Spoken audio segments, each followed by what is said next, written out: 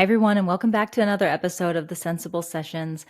Today's episode, I'm filming an intro after editing it because the original intro just didn't do it justice now that I've edited the entire episode after filming it. Do you ever just have a conversation that blows you away, that just was so serendipitous, that was so timely, that just happened to you at the exact right moment? Because this was it for me. The guests on today's episode are people who I just happened to reach out to because I loved their work. As we get into in the episode, I fell in love with tarot and oracle in the summer of 2024 and got ravenous about collecting decks. And I was looking for the one that just really, really spoke to me. And on that journey, I found the Luna edition of the Ethereal Visions tarot. And it's just been the deck that it's just my go-to deck. And this was actually the second deck from this artist and author, Matt Hughes. And after I got this deck, I just was like, you know what? I need to reach out to this artist and author because I now own every single piece of art or deck or anything that he's put out. And so I just reached out on Instagram and I said, I just wanted you to know that I absolutely am such a fan of your work. I connect so much with it. It's helping my practice. It's helping my spiritual growth. And I just wanted you to know. And we connected, and I came to find out that he and his wife live right here in Roswell, Georgia, where I live. And we just got to connect, and it was wonderful. And I was able to invite them on to the podcast to have a conversation about a brand new project that is launching on Kickstarter this April 30th of 2025.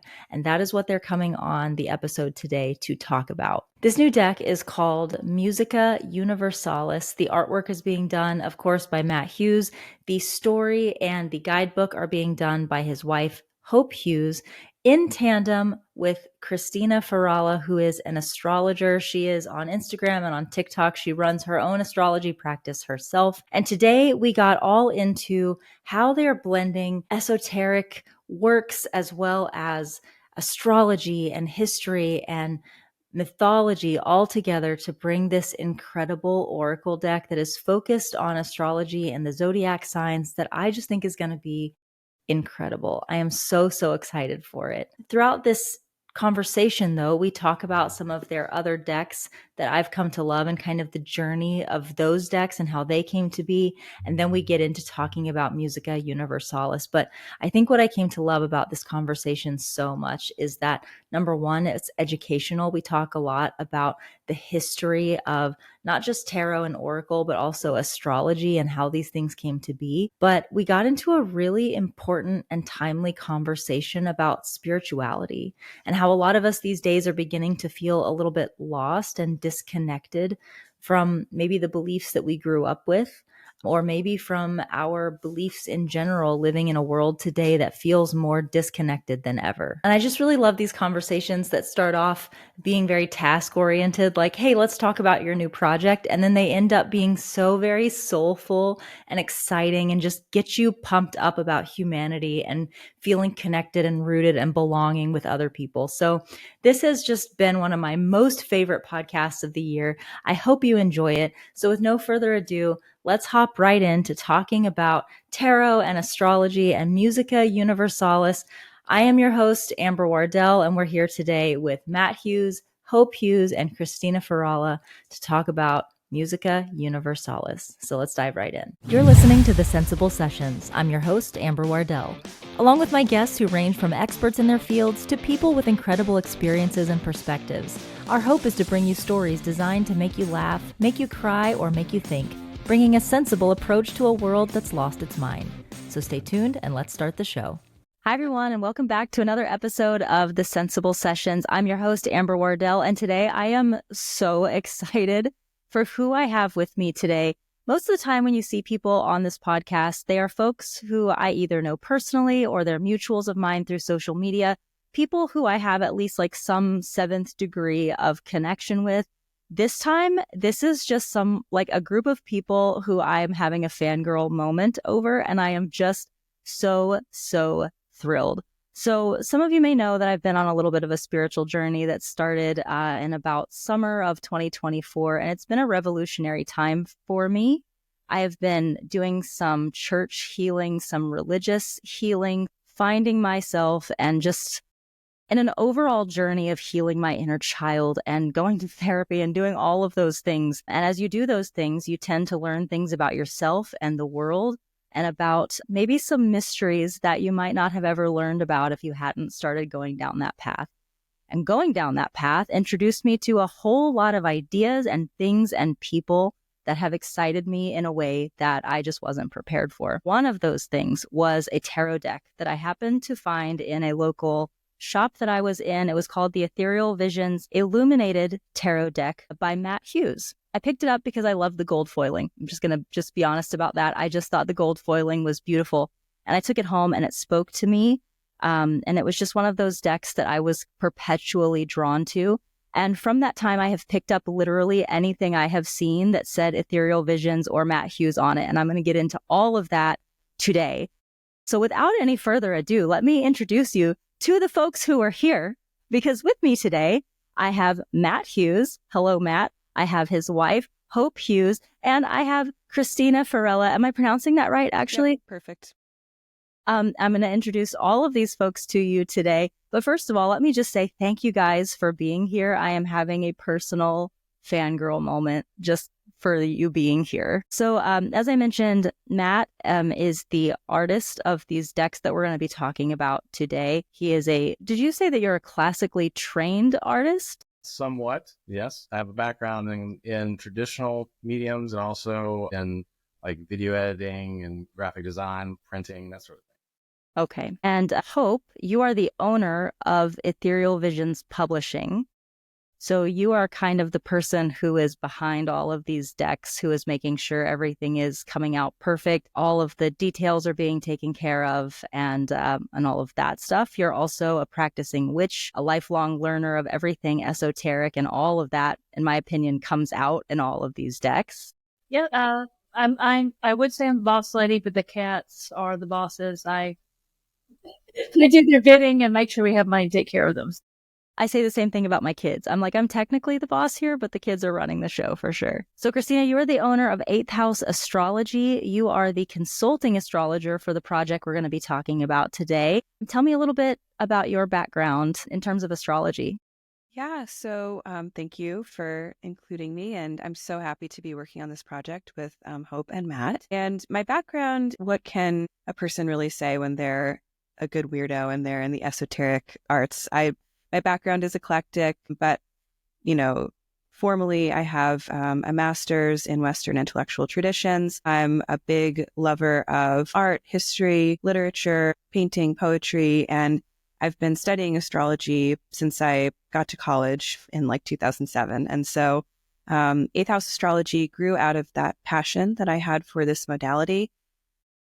Really seeing that astrology and the charts of my friends and loved ones seemed pretty accurate over and over again. It was very spooky. And I stepped into a full-time practice, consulting, reading charts for people, and then eventually now teaching classes back in, I think, 2016. So it's been a long path, and I'm very happy to be where I am. But my focus with my astrological work is really helping people kind of ground into the center of their own labyrinth, you could say, right? Each of us has a natal chart that is super unique, full of very, very special details about your gifts, your struggles, where you're going, where you've been, what your soul wants to do.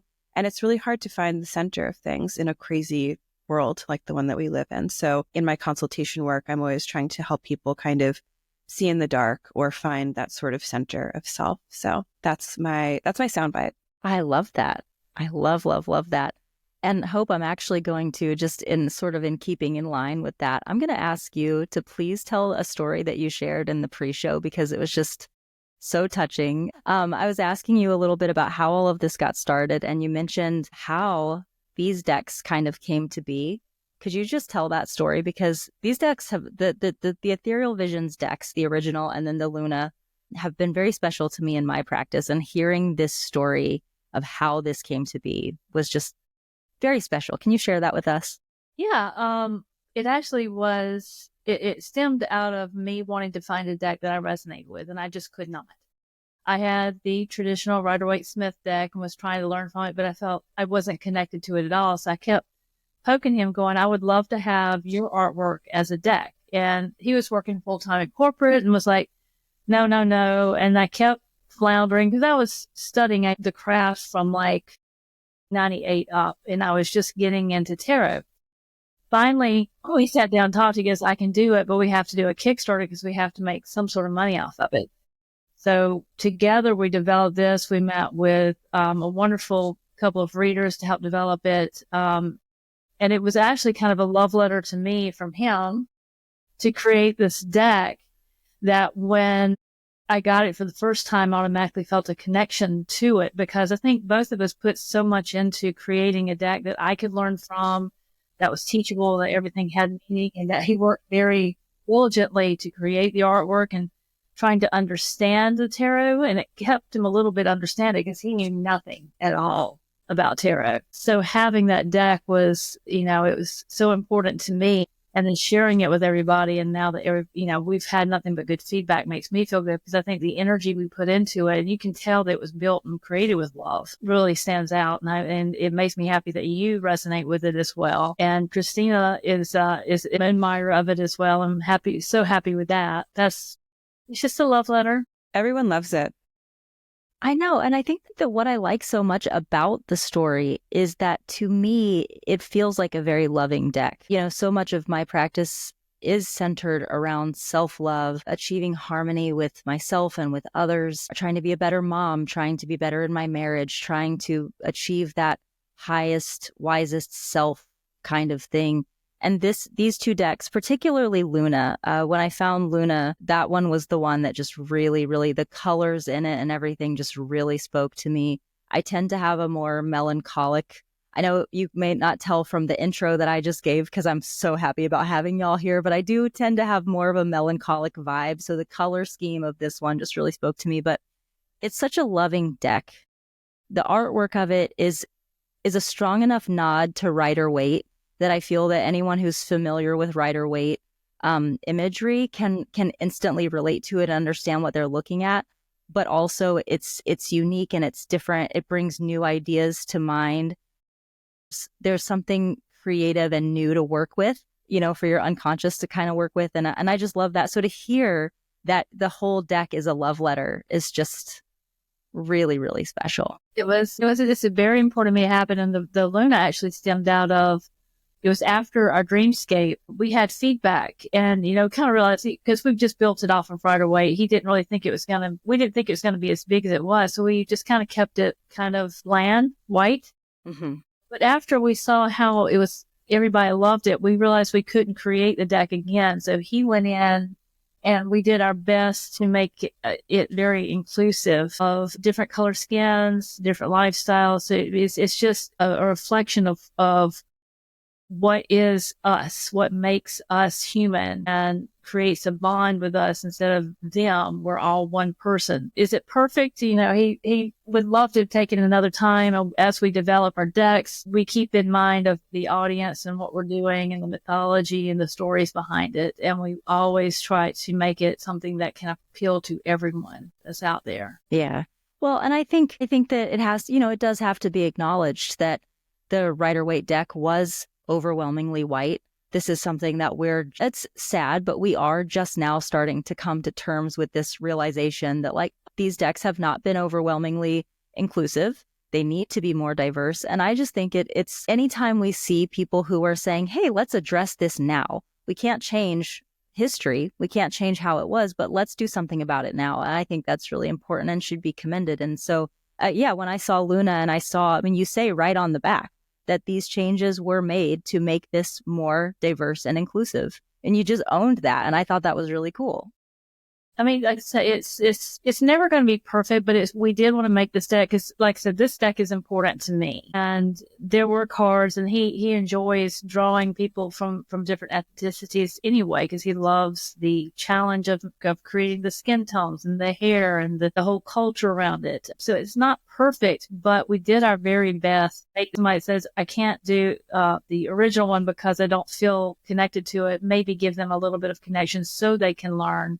And our whole drive behind it, and one of the reasons we brought in Cristina is everything we have, we want to have an immersive relationship with that you can learn something that you can reflect on your own psyche, your own life, and improve on.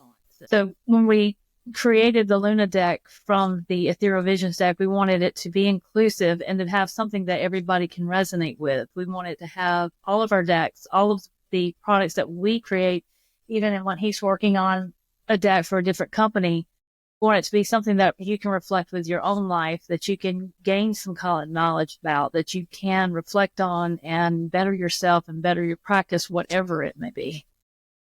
I love that.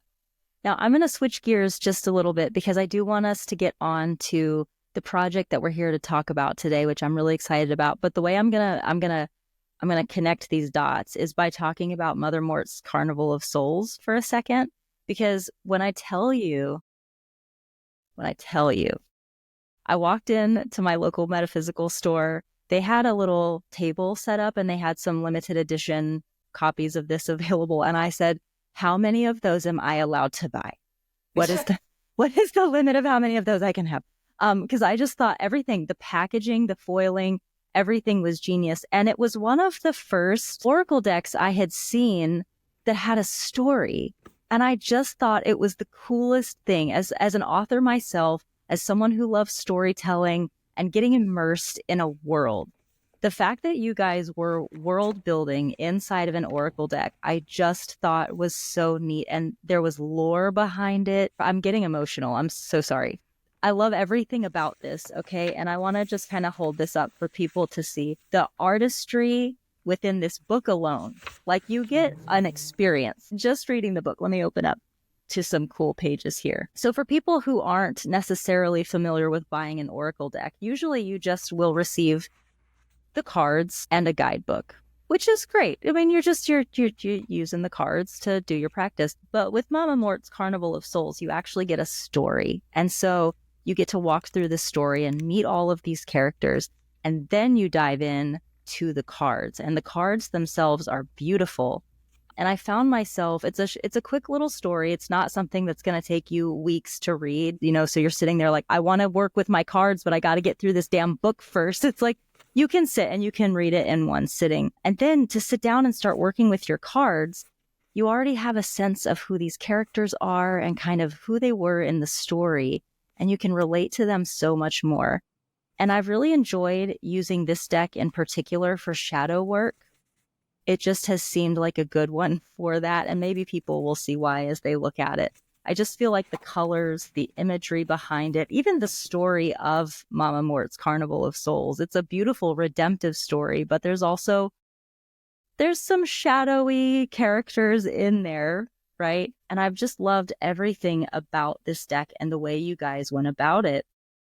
And so when I learned that you guys had a new project coming out that was going to be about, like, based on the Zodiac and astrology, that was going to be kind of along the same vein as this, I was so excited. Just so damn excited. And so I'd like to hand here's the guidebook as well. Nice thick guidebook with lots of details in here. So I'd like to hand the floor over to you guys to talk about this new project that the three of you are working on, because this one is just, I think it's going to be like my biggest favorite of the summer. The reason why I was excited to bring Cristina on is I've taken a couple of classes, because everything we do, I don't want to be an expert, but I want to know as much as I can. And when we were developing the Zodiac deck, the Musica Universalis is the official title. I told him, I was like, I feel like we need to bring someone in that is more knowledgeable than me, because these are stories. Everything that we create is stories. That's how people learn. That's how we talk, is telling stories. And I spoke with him. I said, I would love, I don't know if I can, but I would like to bring Cristina in as a consultant and help me write this. Shot in the dark, we contacted her, and thankfully she was interested, and it's been such a enlightening process with her because she understands the Zodiac deeper than I do. She understands the stories, the characters, the world building, the whole world that is the Zodiac and what we're wanting to do with it. So she's really been integral to helping us bring it alive. Matt, he said, with each card he does, he just emails her and says, hey, I'm working on this one. I need these. And she gives him this whole database to work with as he develops these characters. So we've been able to take something that could be a plain Zodiac and moving it into something that will hopefully be as impactful as Mother Mort's through the guidebook. Is going to be more of a conversation. Like if you're talking with these deities, they're telling how they move us and how they work and how we should work with them. The story is a fictional short story about why astrology came to be and where it's guiding us. And this is my first foray in writing a story on my own, just being the sole author, because Mother Mort was written in tandem with Marie. She's a wonderful horror writer in Ireland. So bringing Cristina in has brought a whole new dynamic and shift to this project. I think we're going to have more of a conversation, more of an understanding. You can learn, have a vast learning experience with this, but also have a connection with the stories and the characters that's almost they're sitting beside you. Do you have enough of the story written at this point to tell us a little bit about what readers of the story can expect? I have the outline that I can briefly talk about. So basically it's kind of a tongue-in-cheek nod to Terry Pratchett kind of writing. You have death and you have time. They are deities that span across multiverses. And astrology it's a teaching tool. It's meant to teach us how to live our lives, how to understand things. They're meeting in a coffee shop talking about stuff. And, we're just, the opening page is just, and chaos yawned because chaos was born. And that's how this one came to be. He was just kind of bored with everything, or it was kind of an anamorphic deity. But talking through what astrology is, what it means to them, they want this universe to stay because it'll collapse if you just ignore everything, and kind of like what's going on today. You go into chaos and it goes back into itself. They want this one because they like the coffee. It's one of the only universes that has coffee. So it's kind of tongue-in-cheek narrative in that fashion. Okay. And so, Cristina, when as an astrologist, is it astrologist or astrologer? Astrologer. Okay. Is there I don't have to include this, but is there a difference? It's just not really a thing, but it's something that, there are biologists, there are chemists, there are physicists. So people naturally add that suffix to it. I don't know why there's a difference, but it's astrologer. That's the word that's always been used. I think the ER, wow, I'm a Virgo. I think the ER suffix is about someone who does something. And then the IST at the end, it feels more like, it's more like immersive. Anyway, I'm going to look that up. I don't know, but it's a good question. But it's astrologer. I stem off of the scientist was invented for women because it used to be a man of science and they were women. So the women that were in science were scientists. That's cool. Almost a female ending. I want to be a scientist. I think that's a good word. Yeah.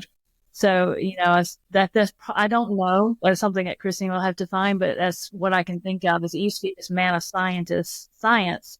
And then we're scientists, and now everybody's a scientist. That's very cute. I love it. So, Amber, you were asking a question.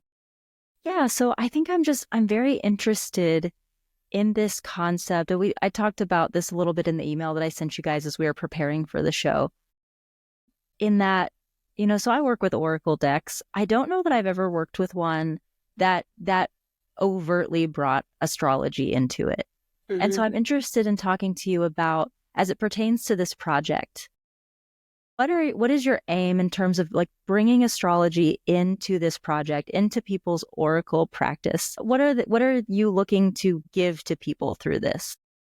Yeah. So when we work with Oracle decks, we're working with a system of divination that's different than tarot, which has its own laws and logic, and it has the major arcana, the minors, it has a flow. The Oracle deck thing is divining with archetypal images that are maybe loosely connected and maybe have a theme associated with them. Maybe it's a nature oracle, or maybe it's like, a literary figures oracle. They're all different kinds of oracles that are published these days, which is really, really cool. Astrology is, to me, obviously a very defined system, but astrology comes to life when we kind of see the archetypal and mythic content that lives inside of it. So a lot of times the way that we encounter astrology is, this is my first encounter with astrology, is like your horoscope in the back of in Cosmo or 17 or something like that, or the newspaper. And it's a very sort of flat, this sign has this personality type, and then we kind of leave it there.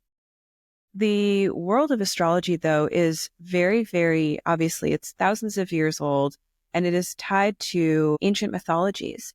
Each culture has its own version of astrology, names for the stars that have their own mythic stories attached to them. And all of those mythic stories are the kind of contents of the collective unconscious. And so you can definitely make an astrology oracle. You just have to kind of focus it for people so that we're working with the symbols that are pertinent to these signs and planets and fixed stars and asteroids, rather than just being like, oh, this is a personality type, or this is like a vibe that we get from this kind of person. I'll get along with that kind of person. If I pull that card, I'm going to have a bad day. So we're not thinking about it that way. We're going to think about the pieces of the chart or the pieces of the sky so that we can excavate their mythic, archetypal, symbolic content. So that's why for each of these cards, what I'm, sharing with Matt, the artist, who's, creating these beautiful, beautiful images so far, so exciting, is like, how do we get into the story or the character of each of these signs or planets? What does Virgo carry with her? Well, she's an earth sign. She's associated with the harvest. She's the maiden, so we could reach into myths of Persephone very easily, or the Vestal Virgins. And from there, there's like a different colored cloak. There's something that she holds in her hand. There's a shaft of wheat. There's a gardenia, right? We have all of these different ideas of what these characters might have, just like if we're reading a book or, like a fantasy book or a myth or something like that. So this is how I'm oriented to this project. And I'm excited because my work really focuses a lot on showing people, showing my students, showing my clients, your chart is more than just a collection of personality traits. It embeds you in this kind of mythic tapestry, mythic storyline. And that's what excites me the most about astrology at this point. So that's how I would say I'm oriented to this as the astrologer here. I love that because we were talking about in the pre-show, and you mentioned like correspondences as well, how you're passing these along to Matt. That it's because you're right. Like I remember being a teenager and being like, oh, I'm a Capricorn, so I'm hard-headed and I'm a bitch a lot and I love to work. Capricorn gets sold so short. That's so unfair. But yes, go on. Yeah, and so you do, like you get typecast, right? And as you said, it creates this kind of one-dimensional kind of character, if you will. And so listening to you talk about like, yeah, well, I'm going to tell Matt about crystals that go along with these certain zodiac signs and colors and all these things. And it spoke to me because it's not here, but I just bought a book of correspondences because I'm working on some of my own stuff, creating little things that I'm doing in my own practice and learning how all of these things go together and the fact that these are going to come together, Matt, in your imagery. And as a psychologist, I love this because, we've been using imagery in psychology forever. We don't call them oracle decks, but like we've been using Rorschachs, right? Like we use the Rorschach and we're like, what do you see here? What does this look like to you? And an oracle deck is kind of pulling from the same thing. We're just tapping into the unconscious, right? And what you're doing is you're just feeding Matt with all of these things that tap into the unconscious and that tap into, what did you call it? The collective unconscious that are also connected into this entire universe of knowledge and mystery. Yeah. And it's really cool too, because these correspondences aren't just coming from me or even from like astrology from the 60s, right? Astrology kind of had like a big hippie heyday back in the day. And that's great. And that's how a lot of people know about astrology now. They have like encountered, that version of astrology, but astrology is as old as Babylon and probably older. And the correspondences that we work with today, a lot of the times come from ancient Egyptian astrology and from traditions of Renaissance and medieval magic. And so there is a really rich tradition to pull from. It's actually information overload sometimes, that it's like, okay, but there are, in the Renaissance, to be a doctor, you also had to be an astrologer, and you had to know what herbs course. Yeah, isn't that fascinating? Yes. Astrology was part of the kind of study of, I would say, like liberal arts. It was in the university. And so medicine and astrology were linked. Each part of the body corresponds to a different sign and planet. There's something called humoral theory, which is all about the different kinds of like fluids we have in our body, and the planets influence those. And then there's groups of herbs and stones that connect to those too. So it's like a great rabbit hole if you really want to overwhelm yourself with magic. But that's also very helpful for our magical practices. So I think that bringing in information about herbs, plants, crystals is cool with divination work, because if you pull a card and you notice that there's maybe like an amethyst at the bottom of this card that Matt has drawn, you can go grab your amethyst from your cabinet and like sleep with it under your pillow and see what kind of dream you have. Or if you see a honeysuckle in a card, you can, go buy some dried honeysuckle and make a sachet with it or something. So there's lots of ways to engage, I think, with oracle decks when we're bringing in all of these details, which is what I'm really excited about. And that's our goal for creating these decks, is bridging what has become, I think they've trivialized it down to novelty and pushed aside when it's so much deeper. There's so much that you can improve your own life and your surroundings. We know what you think is what you come to see. Not to quote the new Lady Gaga song, but abracadabra, what you speak is what you become. I think that was a powerful message. And I think we're seeing this as astrology grows. More people are interested into it, but interested in the science, but almost overwhelmed of where do I start? Same with tarot, where do I start? So having the stories, having these conversations, creating the artwork that helps you, gives you a visual guide. So at first you can have it as a pathway for yourself to bridge that from what you didn't know or the novelty to it, to understanding the deeper connection and how it can improve your life, and how the artwork can reflect on what is in your mind and what's going on around you, so you can decipher it yourself through journaling or self-reflection or shadow work is important to us. And that's why we wanted to do these days. That's why we do the stories. That's why we have people like Cristina coming in that's highly knowledgeable, that can help guide us into creating this. That's something tangible, that's something you can learn from, but something that is entertaining, that you can have and enjoy, whether you want to do deep study or whether you just, I just need a day and read a story, pull some cards, reflect on some things. So we're trying to keep it open in that way as well. And Matt's artwork is very reflective of that. He's very thoughtful on the colors and the placements and the things that he illustrates. Yeah, the word that I just keep hearing as you're speaking is accessible. And I really feel that, especially with the Carnival of Souls, is that there is a big buy-in to get into this world.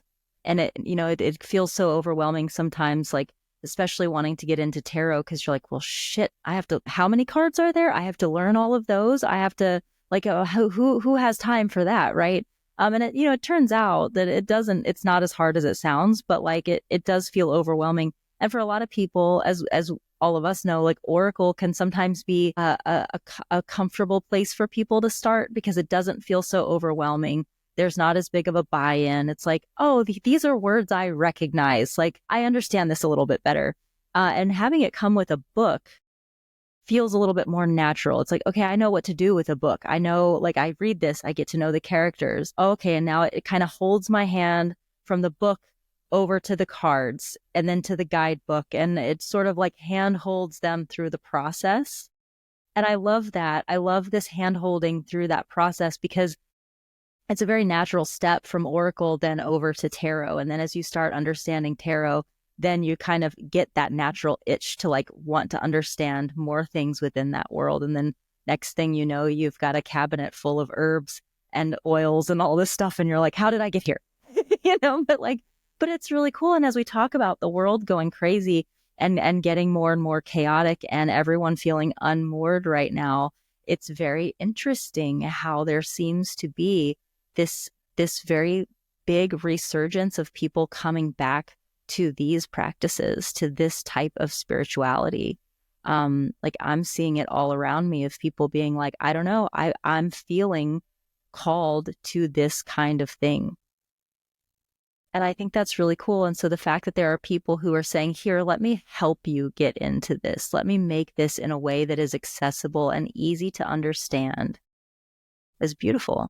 Just kind of thinking about people turning back towards that sort of spirituality. I was raised in Roman Catholic faith. So, that's its own, I feel like we all have our own brand of like, the religion scared me and now I'm here. But I think that, and I just say that to say, I do have like intensive experience with being in church. Like I played piano at church every week as a kid. And, we were very involved in that environment. And it wasn't all terrible, but I think that knowing that the church official had really bad ideas about who counts as a person and, what appropriate behaviors are was just like something as soon as I hit 14, I was like, this is bullshit, I think. So what I love about astrology and also the tarot, but mostly I think for my modality is that it's an earth-based esoteric practice. Astrology at its basis is about the flow of the seasons and the equinoxes and the solstices and the constellations that are up in the sky and then planets that we can see, visibly at night. And so what it does is it kind of roots us back into an earth practice that I think we're very alienated from and people are really craving because we all realize that there are microplastics and everything and the systems are not really set up to benefit us. And how did we get here? And where's the power? And I think that we can reclaim a lot of power by reconnecting with things like herbalism and lunar cycles. And obviously, it's not going to fix everything or get us affordable healthcare, but it's going to bring us to a place of feeling like we make sense in the world and the world is for us as well. Nature is always where we can ground back in. So I think that that's a really beautiful offering that astrology in particular gives us. Tarot does it too because, the images of the cards are often using nature elements, but astrology literally is about the flow of the year and time and the rising of the sun and moon each day. So that's kind of where I drop into with that return to spirituality that we can actually feel like we're in relationship with. And that's where we come from is I feel that because Matt and I were both raised in a Baptist setting. His was more evangelical. He went to a Christian school. Mine was more hands off, but seeing how they try to detether you from a natural place, from yourself. So they want to take you from yourself to a control mechanism. And I think that's why it's so pushed back against, why women are so down. Witchcraft is seen as evil. Tarot is evil. Astrology is bunk. They do that because they want the control. But when you start to understand it and you start analyzing yourself and you take it within yourself and you reconnect to the one that we're from, which is this planet and each other, you start having more strength and you get more assured and you start understanding how our world works, how our universe works, how important astrology is to understand the seasons and how it turns and why we see these certain things. Why does our body react like this? Why does the season have an influence on our personality when it's born? What is imbibed in this? What energy do we have? These are all empowerment things that were taken away and put a wall up and say, no, we have this person telling you what you need to do. You're wrong. You need to do this. You need to be reborn under a man, a patriarchy, that you have no power. What power you see is evil. And now we're seeing it resurge and we're trying to normalize it when there's nothing evil. It is us. It's who we are. It's our connection to each other, to this planet, to this universe. And when you start looking at it from that point of view, when you're looking at a person that's different from you, you don't see them as a hateful person. You see them as a human being that you have a connection to because we're all made of the same stuff. We were all born in a star. As Carl said, we're all star stuff. And this is true. You just have more melanin because you're born closer to the equator, but you're a human being and we have this connection. We have these mythologies, these astrologies, and you may have a different name for it, but we all understand at the bottom of it that it's the same, we're connected, and we can grow from it. And the scariest part of control is when people are empowered and we grow. That's our goal for creating these things and working with the people like Cristina is to really talk about, here's what it is, and here's how you can improve yourself, and here's how we can connect through it.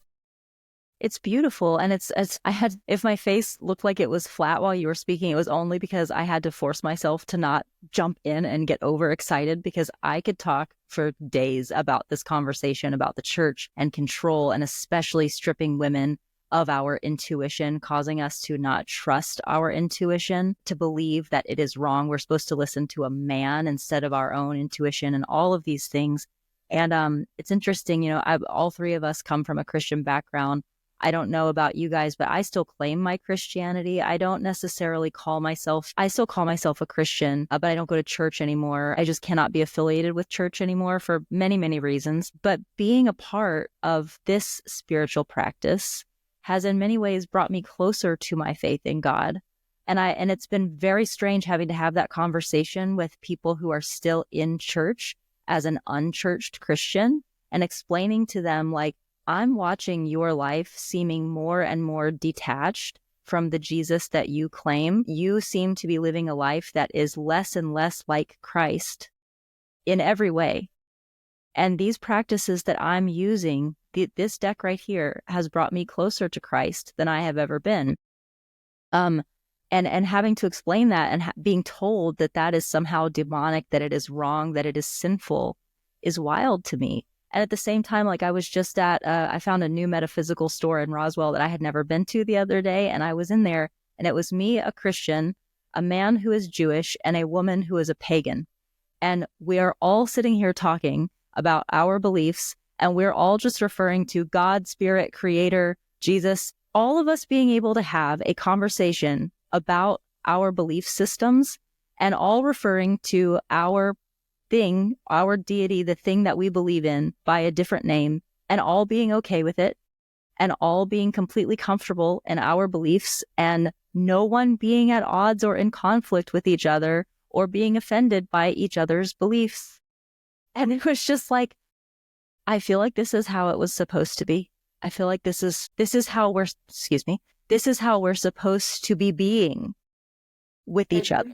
You're taking it from a consciousness perspective. And for you, it's Christ consciousness. It's a universal understanding. And even astrology had roots in Christianity or the Abrahamic religions, especially in Judaism. You can find it heavily influenced in that. But when you look at it even as somebody, I'm not per se an atheist, I just don't follow any deities as they're real, but I do believe there is a consciousness, there is an energy, there is an intent behind it. And we use archetypes, and we're drawn to certain archetypes because of the consciousness that we need, or look or reflects us, or reflects our time. With me, the consciousness of Hecate, the consciousness of Lilith, the consciousness of Medusa is really strong right now. And I think it's because they reflect something that we need at this point in time. And with you talking with these different people, you're drawn to the Christ consciousness. That's an understanding that you have, that you need, that fills you. And you realize that this is within you.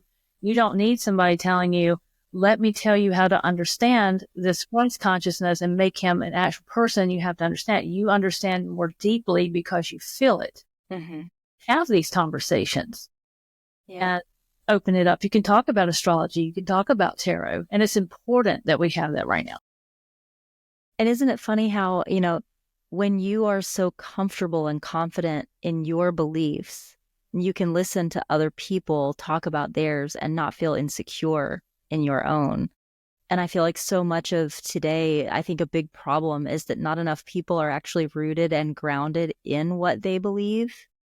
And therefore, they are easily unmoored in their conversations about these things. And that's why you see people getting offended and upset. Mm-hmm. And so I'm excited. I'm just very excited about people who are working on projects like what you guys are working on. I'm so excited for Musica Universalis to come out. Can you say a little bit about the title, actually, just really quickly? Because it is I'm just going to say theory that started with, actually Kepler was the one that made it more mainstream. Pythagoras actually started as, there's mathematics, because we all know that mathematics is a universal language. So I started thinking the planets have harmonics, and when they interact in certain ways, we're influenced, and the music of the universe or the music of the planets is what it was called. So it's kind of evolved. If you look it up, you'll get 10,000 bands, a bunch of papers, but everybody's looking at the harmonics that happen when certain planets line up or where they're at in the universe. And that corresponds with astrology as well as where they are, their placements, their houses, affects us, and that's the mathematics, the harmony that comes down. And that's where we because we knew we wanted to go in that way. I didn't want to call it music of the spheres because it's so broad, but I feel the Latin term for what Pythagoras was looking into was more suiting for this idea of how we can grow, how we can understand, and how everything from music to stories to art and the science behind astrology all fit in together. I think I had a misunderstanding of the title, but I love that now. I love to hear that that's what that means. And so that this is going to be coming out on Kickstarter. Did you say it's this March or May? April 2nd is when we're launching it. Yes, I've talked to Cristina about the launch times. So we've got some interesting placements. We're going to be launching while some things are retrograde, and that's not ideal, but I believe in us, and we started this project before these retrogrades happened. So this is just a continuation, but we have some juicy astrology this spring. Honestly, it's like kind of like a minefield. No matter which way you go, there's something crazy happening. So we're just going to roll with it and see what we can do. And it's going to be fun. It's going to be fun. One thing is, March, especially April, they said it's almost like we're switching into a different paradigm. It's almost like a timeline change, that we're in a state of flux and craziness and everything changing, but it's necessary before you have any type of change. And I'm sure Christine can talk about this astrology wise. You have to have entropy. You have to have chaos, because you have to see the systems that need to change. But if you are able to see where we're going and kind of understanding how things play out, you're a little more calm of going, this is happening for this reason, but these times, let me think about what these mean. What do these retrogrades mean? It's not necessarily that retrogrades are bad, but it's more like, am I right saying it's more like shadow understanding, that you're having to look within yourself about what those things mean? Yeah, it's definitely more of looking backwards than looking ahead. And so maybe the symbolism of the retrograde laden launch is that we're doing this deep inner work to create an oracle that can really serve people with their own inner work. Anytime I see retrograde placements in a chart, like if someone was born during Mercury retrograde or Venus or Mars retrograde, I think about, and we talk about, looking within and having a different way of communicating or valuing things than the mainstream. So that's certainly what this deck is going to be facilitating as well. Well, that is exciting. I really like that interpretation. I'm always looking for the stuff that's helping with the inner work. Mm-hmm. As a psychologist, I kind of have to. One thing, why we decided to talk to you is that psychology, something in your own mind, is important. It's personal. Yeah. One person could look at retrogrades in this way, and it can affect their lives differently because they're internalizing this. With us, and it's kind of like the Scorpio card that we've done. Scorpio really holds a mirror for you to look at yourself. It's not a bad thing. It's not a negative thing, but you have to do the work. Looking about what this means. What is this trying to say to you? Everybody say, oh, Mercury's in Gatorade again. Everything's going crazy. It is funny, but then you have to think, what is going on this time that the messenger is trying? What are we trying to hear? What is being said, and how does it affect us in this time? What are we being called to do?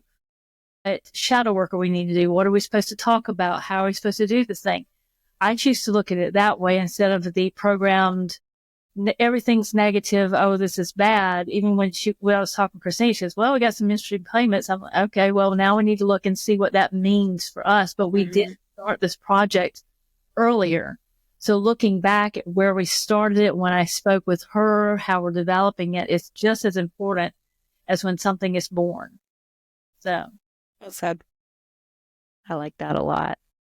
So guys, it looks like we are running out of time. So I wanted to make sure before we go, I want to get a few things out on the table. I want to make sure people, first of all, know where they're going to be able to back this Kickstarter when it comes out. So if you guys could share that with us. And then after that, if you guys could tell us where they can find you on social media or online. Of course, we always ask people to just Google the folks whose names are going to be here down in the description. Googling always helps. It just helps get people's name out in SEO and the algorithms and whatnot.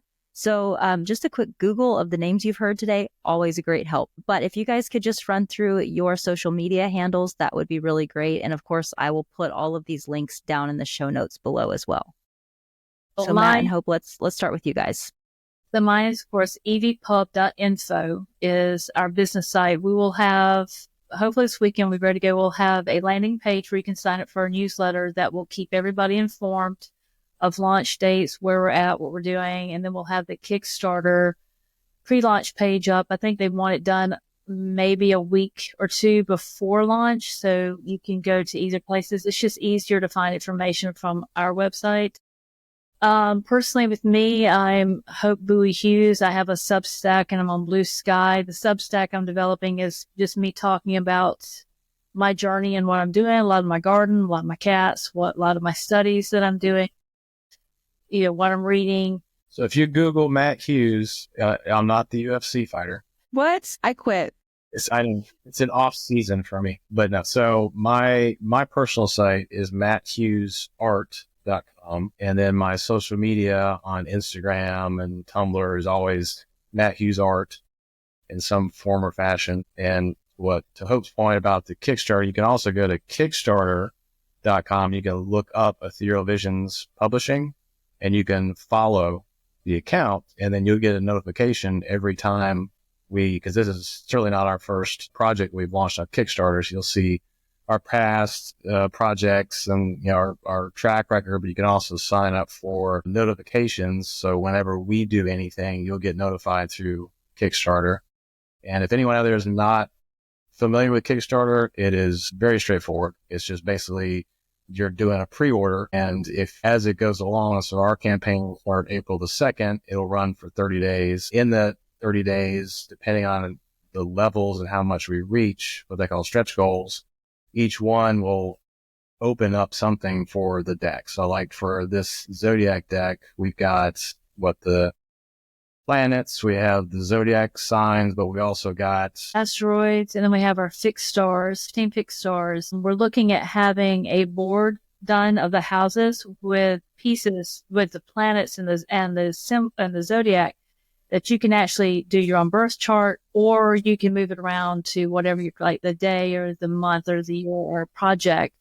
So these things will be, as it's funded, opened up, and that helps us to pay for the project. So once that's reached, it helps us develop it, have time, because this is our job. This is how Matt makes a living. This is how I make a living. So that's how we pay the wonderful Cristina. We pay for the printing, we pay for our time, and then getting ready for the next project. And all it does is feed into each other. So we'll have things, and we've been talking with Cristina about some of the stretch goals, or some of the rewards could be a reading from her, which would be wonderful for anybody to have.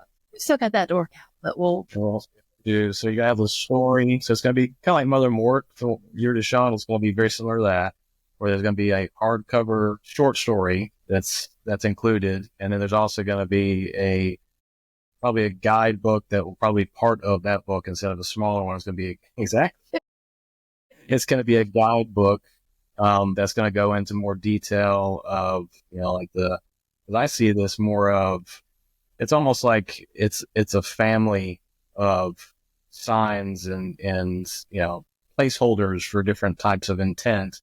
So the idea of this is to kind of personify each one, and this conversation they're having in a coffee shop is the beginning of it, but it's more of reflecting on what Aquarius is, and that such and such a thing happened that's referenced in mythology, and that's part of the personality of Aquarius. Is that kind of it's more of a conversation type explanation of it than a dry textbook.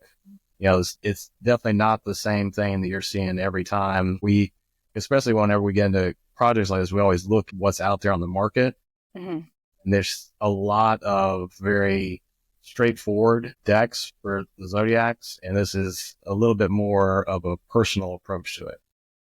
And are these going to be foiled like many of your other decks are? Of course. Foiling is, people don't understand that foiling is so difficult. Just the design of it. You have to keep in mind the Making it picture. intentional instead of Yeah, and you have to make it so that there's a purpose for it and not just, here's a flashy frame, that could be anything. But it's kind of like with both the 3 decks that you're showing there.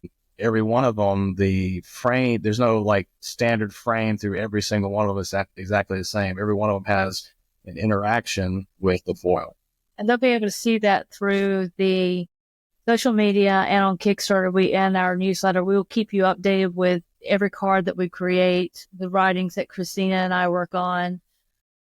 But yeah, it's we're excited about it, and it's going to be a beautiful deck. It's like the Mother Mort one they added. It was based on the triple goddess, the idea of it, Maiden, Mother, and Crone. Yeah.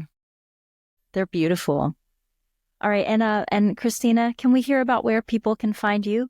Of course. So I am 8th House Astro on TikTok and Instagram. And that's like spell the word 8th out and then house Astro. And my website is my first and last name, CristinaFarella.com. You can find me on Substack as well as 8th House Astrology. And I also have my own podcast called Soror Mystica with my friend Mariana Lewis, who is an archetypal tarotist. And we talk about all things occult, psychological, esoteric, and we do a lot of dream oriented work there too. So if people are interested in dreams and weird stuff, you can come check out Soror Mystica. And I'm pretty sure that's it. So yeah, social media, 8th House Astro. I'm on Substack. My Substack is going to be more in-depth material than you find on social media. I publish weekly astrology forecasts to help orient you. I publish little seminars and classes and other fun stuff. So come see what that's all about. I've been looking for a new podcast to listen to, so I will for sure be cool. I'll send you the link. Yeah, that's okay. Good. Yeah. It's wonderful. It's absolutely. In fact, I was listening to it and automatically told Matt, we got to contact her because this is going to be. Hopefully she'll invite us onto her podcast. I'm still thinking about it. No, I'm totally kidding. No, we're so excited. So yeah, a subsequent episode of Soror Mystica will be starring Hope and Matt and myself and Mariana. So you can find part 2 of this conversation there probably in a few weeks. We're right. just Well, guys, so excited to bring it. I'm so happy that you love our stuff because that's meaningful for us to keep going and keep making these decks and keep digging into deeper and deeper to help educate everybody, to help them improve themselves. I know that's the work that you do, is to help someone improve themselves. We're all trying our best. We're all doing the best we can in these very confusing times. All right, guys. Well, thank you so much for being on. Like I said, to you guys who tuned in today, thank you so much for listening. You can find everyone that you've been watching today. All of their links will be down in the show notes below. As always, love ya, mean it, always, mwah. And I'll see you in the next one.